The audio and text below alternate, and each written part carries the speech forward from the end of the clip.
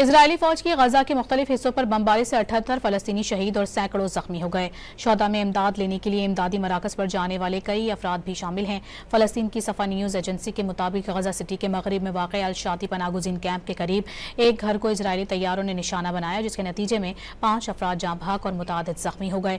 الزرقہ میں القدس کے نواحی علاقے الطفا میں ایک عمارت پر اسرائیلی فضائی حملے میں کئی افراد شہید اور زخمی ہوئے۔ اسرائیلی فوج نے غزہ کے جنوب مشرق میں المختون محلے کے شہریوں کے متعدد مکانات دھماکے سے اڑا دیے۔ اسرائیلی فوج کی غزہ کے مختلف حصوں پر بمباری سے 78 فلسطینی شہید اور سینکڑوں زخمی ہو گئے۔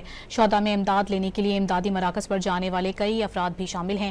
فلسطین کی صفا نیوز ایجنسی کے مطابق غزہ سٹی کے مغرب میں واقع الشاطی پناہ گزین کیمپ کے قریب ایک گھر کو اسرائیلی طیاروں نے نشانہ بنایا، جس کے نتیجے میں 5 افراد جاں بحق اور متعدد زخمی ہو گئے۔ الزرقہ میں القدس کے نواحی علاقے الطفا میں ایک عمارت پر اسرائیلی فضائی حملے میں کئی افراد شہید اور زخمی ہوئے۔ اسرائیلی فوج نے غزہ کے جنوب مشرق میں المختون محلے کے شہریوں کے متعدد مکانات دھماکے سے اڑا دیے۔